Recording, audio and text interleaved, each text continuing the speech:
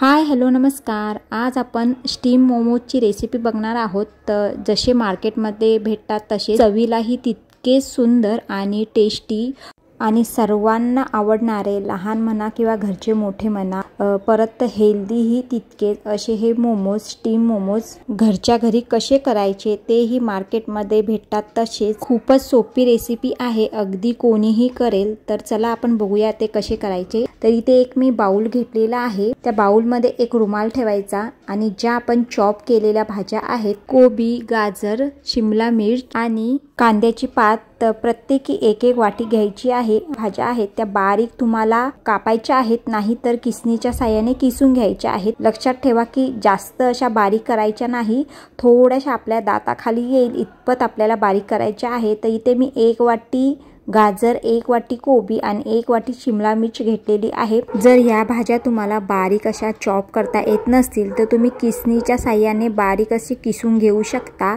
जेणेकरून तुमचं काम हलकं होईल। शिमला मिर्च मात्र तुम्हाला सुरीच्या साहाय्याने बारीक कापावीच लागेल, ती किसता येत नाही। तर इथे अर्धी वाटीपेक्षा थोडी जास्त अशी मी कांद्याची पात टाकली आहे। तुमच्याकडे कांद्याची पात नसेल तरीही चालेल, ऑप्शनल आहे, असेल तर टाका, टेस्ट चांगली येते। कारण जी आपण रेसिपी करत आहोत ती चायनीजमध्ये मोडते आणि चायनीज म्हटलं की कांद्याची पात, गाजर, कोबी हा आलाच। तर इथे सगळ्या भाज्या या पद्धतीने रुमालामध्ये बांधून व्यवस्थित असं पिळून घ्यायचं आहे, त्याच्यातलं पूर्ण पाणी आपल्याला काढून घ्यायचं आहे। रुमालामध्ये सगळ्या भाज्या एकत्र करून तुम्ही त्यामध्ये थोडंसं मीठ टाकून पिळलं तरीही चालेल, नाहीतर मीठ न टाकता पिळलं तरीही चालेल। तर हे पाणी आपल्याला टाकून द्यायचं नाही, हे तसंच ठेवायचं आहे। तर इथे मी एका कढईमध्ये मैदा घेतलेला आहे आणि थोडंसं गव्हाचं पीठ, तुम्ही फक्त मैदा वापरला तरीही चालेल। तर इथे मी थोडंसं गव्हाचं पीठ सुद्धा वापरणार आहे, थोडंसं असं मीठ, कारण आपल्याला भाज्यांमध्ये सुद्धा मीठ टाकायचं आहे, आणि थोडंसं असं तेल, म्हणजेच एक चमचा असं तेल मी टाकून व्यवस्थित असं मळून घेत आहे। आता ह्याच्यामध्ये वेगळं असं कोणतंही पाणी वापरायचं नाही। आपण जे भाज्या पिळल्यानंतर जे पाणी आलेलं, जे पाणी आपण काढलेलं भाज्यांचं, तेच मळताना वापरायचं आहे। तुम्ही दुसरं पाणी वापरलं तरीही चालेल, पण ह्याच्याने चव खूप चांगली येते। जे आपण मोमोज बनवणार आहोत ते खूपच असे टेस्टी लागतात। तर इथे पीठ मी मळून घेते, थोडं थोडं पाणी टाकून, एकदम पाणी आपल्याला टाकायचं नाही, पाणी कधीही थोडं थोडं टाकूनच पीठ मळायचं आहे। तुम्हाला इथे मैदा वापरायचा नसेल तर तुम्ही गव्हाच्या पिठाचे सुद्धा मोमोज करू शकता, ते पण खूप चांगले लागतात। तर इथे माझं पीठ हे व्यवस्थित असं मळून झालेलं आहे। पीठ आपल्याला घट्ट मळायचं आहे, अजिबात सैलसर किंवा पातळ मळायचं नाही, ते घट्ट व्यवस्थित मळून आपल्याला या पद्धतीने झाकून ठेवायचं आहे एक 10-15 मिनटं। आता इथे मी सारणासाठी कढई घेतलेली आहे, म्हणजेच भाजीसाठी। तर इथे या कढईमध्ये जे आपण पोटली बांधलेली भाज्यांची, ज्यामधून सगळं पाणी आपण काढून घेतलेलं आहे, जी आपण व्यवस्थित अशी बांधून एक 10 मिनटं ठेवलेली, तर तीच त्या ज्या सगळ्या भाज्या आहेत त्या रुमालामधून पूर्ण काढायच्या आहेत। तुम्ही बघू शकता पूर्ण पाणी त्यातलं बाहेर पडलेलं आहे, म्हणजे भाज्या पूर्ण सुकलेल्या आहेत, त्याच्यामध्ये कोणतंही पाणी नाही। आणि ह्या भाज्या पूर्ण कोरड्या झाल्यात। तर ह्याच्यामध्ये आपण काही मसाले ॲड करणार आहोत। त्याआधी सर्व भाज्या आपण मिक्स करून घेऊया, एकजीव करून घेऊया आणि त्यामध्ये मग मसाले टाकूया। तुम्हाला ह्याच्या व्यतिरिक्त कोणती भाजी ॲड करायची असेल ती सुद्धा तुम्ही याच्यामध्ये टाकू शकता, फक्त ती तुम्हाला बारीक अशी चिरून किंवा किसून घ्यायची आहे। तर हे मी मुलांसाठी करत आहे, मोठे असो किंवा मुलं असो, पनीर हे कोणाला आवडत नाही, तर त्यामुळे मी थोडंसं इथं किसून एक पनीर टाकलेलं आहे। 1 वाटी एवढं हे पनीर आहे किसल्यानंतर। तर ह्याच्यामध्ये मी 2 चमचे अद्रक लसूणची पेस्ट म्हणा किंवा बारीक असं चॉप करून मी अद्रक लसूण टाकलेलं आहे 2 चमचे। इथे थोडीशी अशी काळी मिरी घेतलेली आहे कुटून, तुमच्याकडे काळी मिरी नसेल तर तुम्ही नाही टाकली तरी चालेल, त्याच्याने थोडंसं स्पायसीपणा यावा म्हणून मी ही टाकलेली आहे। थोडंसं मीठ टाकलं आहे, एक अर्धा चमचा, आपण पीठ मळताना सुद्धा मीठ टाकलेलं। आता इथे मी कोथिंबीर टाकलेली आहे। आता व्यवस्थित असं मळून घेते मी। भाज्यांमध्ये अजिबात पाणी आपल्याला ठेवायचं नाही, त्या पूर्णपणे कोरड्या करूनच आपल्याला हे सगळे मसाले टाकायचे आहे। आता स्पायसीनेसपणासाठी मी इथे चिली फ्लेक्स टाकत आहे, तुम्ही बारीक मिरच्या कापून टाकल्या तरीही चालेल। इथे थोडासा सोया सॉस हा आपल्याला जास्त टाकायचा नाही। रेड चिली सॉस तुम्ही बघताय की मी अर्धा चमचा असा सोया सॉस आणि रेड चिली सॉस टाकलेला आहे। इथे टाकत आहे मी शेजवान चटणी, आता हे जे मी सॉसेस किंवा मसाले टाकले आहेत तुम्ही स्किप केलं तरीही चालेल, तुमच्या आवडीनिवडीनुसार तुम्ही मसाले टाकू शकता किंवा टाकले नाही तरीही चालेल। आता इथे सगळं सारण आपलं एकजीव करून मी एक 10 मिनिटासाठी सेट होण्यासाठी ठेवलेलं। इथे पीठही आपलं रेडी झालं आहे, जे मी 10-15 मिनिटं हे सुद्धा पीठ सेट करण्यासाठी ठेवलेलं। तर इथे सरा आपण मोमोज करायला घेऊया। आपलं सारणही तयार आहे आणि पीठही तयार आहे। तर इथे पीठ मी घेतलेलं आहे। आपल्याला छोट्या छोट्या अशा पाऱ्या लाटायच्या आहेत, जशा आपण मोदकासाठी पाऱ्या लाटतो तशाच सेम आपण जसे मोदक करतो त्याच पद्धतीने आपल्याला हे मोमोज करायचे आहे, स्टीम मोमोज। तर इथे मी पीठ घेतलेलं आहे थोडंसं, आणि आपण जशा पुऱ्या करतो आपण मोदकाला जशा पाऱ्या लाटतो त्याप्रमाणेच आपल्याला ह्या लाटायच्या आहेत। फक्त आपल्याला ह्या पातळ लाटायच्या आहेत, जाड ठेवायच्या नाही।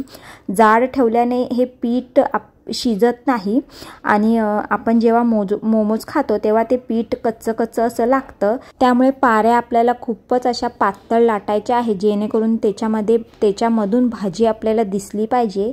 तर या पद्धतीने मी छोटे छोटे असे पाऱ्या लाटून मोदकासारखे मोमोज करत आहे। जो वरती जो शेंडा येतो तो जास्त आपल्याला त्याच्यामध्ये पीठ ठेवायचं नाही, तो काढून टाकायचा आहे, जास्तीचं पीठ काढून टाकायचं आहे, कारण ते व्यवस्थित असं शिजत नाही आणि ते मग कच्चं लागतं। तर इथे मी 5-6 मोमोज करून घेते। आता इथे भाजी तुम्ही तुमच्या आवडीनिवडी प्रमाणे वापरू शकता आणि जेवढी तुम्हाला भाजी हवी आहे त्याप्रमाणे तुम्ही त्या मोमोजमध्ये टाकू शकता, म्हणजे स्टफिंग करू शकता। जेवढ्या तुम्हाला भाज्या हव्या, म्हणजे जेवढं क्वांटिटी हवी भाजीची तेवढी। तुम्हाला जर जास्त भाजी आवडत असेल मोमोजमध्ये तर तुम्ही ती कमीही करू शकता। परत तुम्हाला जे मसाले त्याच्यामध्ये टाकायचे आहेत ते तुमच्या आवडीनिवडीनुसार टाकू शकता। प्रत्येकाची मोमोज करण्याची पद्धत वेगवेगळी आहे। तुम्हाला जर मसाले जास्त आवडत नसेल तर नाही टाकले तरी चालेल, किंवा अद्रक लसूण आवडत नसेल तर ती सुद्धा स्किप केली तरी चालेल। पण चायनीज एखादी रेसिपी म्हटली म्हणजेच मोमोज हे चायनीजमध्येच आलं, तर त्यामध्ये अद्रक लसूण हे आलंच। परत ज्या आपण भाज्या घेतलेल्या आहेत चायनीज भाज्या त्यासुद्धा आल्याच। पण मुलं जर खात नसेल तर तुम्ही तुमच्या आवडीनिवडीनुसार त्यामध्ये भाज्या ॲड करू शकता। आणि जर तुमच्या मुलांना मोमोज आवडत असतील पण भाज्या आवडत नसेल तर तुम्ही फक्त पनीर टाकून सुद्धा असे मोमोज करून तुम्ही तुमच्या मुलांना देऊ शकता। तर इथे मी एक 5-6 मोमोज करून घेतले आणि हे स्टीमर ठेवलेलं बघा, स्टीमर म्हणा किंवा इडलीचं भांडं म्हणा। तर इथे मी थोडं पाणी टाकून हे उकळत ठेवलेलं झाकण लावून। एक 10 मिनिटं उकळल्यानंतर हे जे भांडं आहे इडलीचं, जी प्लेट आहे, तर त्याला मी थोडंसं तेल लावून घेते, जेणेकरून जे आपण मोमोज ठेवणार आहे ते त्याला चिकटणार नाही। पहिल्यांदाच लावून घ्यायचं आहे, नंतर तुम्ही नाही लावलं तरी चालेल। तर इथं मी ब्रशच्या मदतीने पूर्णपणे जिथे मला मोमोज ठेवायचे आहेत तिथे सगळीकडे मी तेल लावून घेतलं आणि हे जे मोमोज आहेत आपण केलेले आहेत ते या पद्धतीने ठेवायचे आहे, एकमेकांना चिटकवायचे नाही, नाही तर ते स्टीम झाल्यावर एकमेकांना चिकटतात। मी गॅस आता मीडियम केलेला आहे, कारण पाणी हे व्यवस्थित असं उकळलेलं आहे। एक 10 मिनिटं आपल्याला हे व्यवस्थित असं स्टीम करून घ्यायचं आहे मीडियम गॅसवरती। आता हे मोमोज मस्त असे स्टीम झालेले आहे, आपण थोडे चेक करून घ्यायचे आहे। तर व्यवस्थित असे स्टीम होऊन पटकन जागेतून निघाले। तर इथे मी आता ते एक एक काढत आहे आणि तुम्हाला थोडासा मोमोजचा कलरही चेंज झालेला दिसत असेल तर इथे आपण फक्त मैद्याचे केले असते तर ते व्हाईट असे दिसले असते, पांढरट, आणि त्याच्यातनं भाज्या तर तुम्हाला सहज दिसतील। पण हे मैदा प्लस गव्हाचं पीठ आपण मिक्स केलेलं त्याच्यामुळे या पद्धतीने कलर आलेला आहे। आणि आपण जे पीठ मळताना पाणी वापरलं ते भाज्यांचं पाणी होतं, त्यामुळे हे तुम्हाला ब्राऊन कलरचे दिसत असतील। तर आता पुन्हा आपण जे जास्तीचे मोमोज केलेले आहेत ते स्टीम करायला ठेवूया। आता मात्र तुम्हाला तेल लावायची गरज नाही।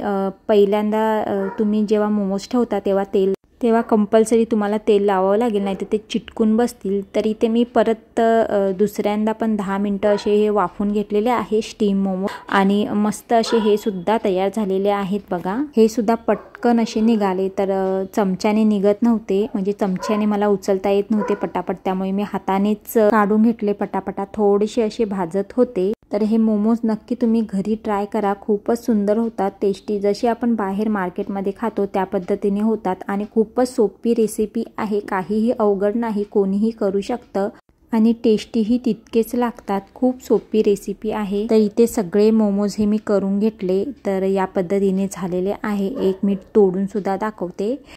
तर या पद्धतीने हे आतून दिसतात। भाज्यासुद्धा व्यवस्थित अशा स्टीम झालेल्या आहेत बघा।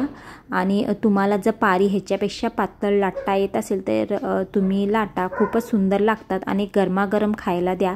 तर ही जी चटणी आहे ती मोमोजची नाही, मोमोजची वेगळी अशी चटणी असते। तर ह्याच्यामध्ये मी सॉस, मेयोनीज, शेजवान चटणी या तिन्ही पण चटण्या एकत्र करून या पद्धतीने मी मोमोजची चटणी तयार केलेली आहे। आता दुसरा सुद्धा मी तोडून दाखवते। खूपच सुंदर टेस्टी लागत होते मोमोज।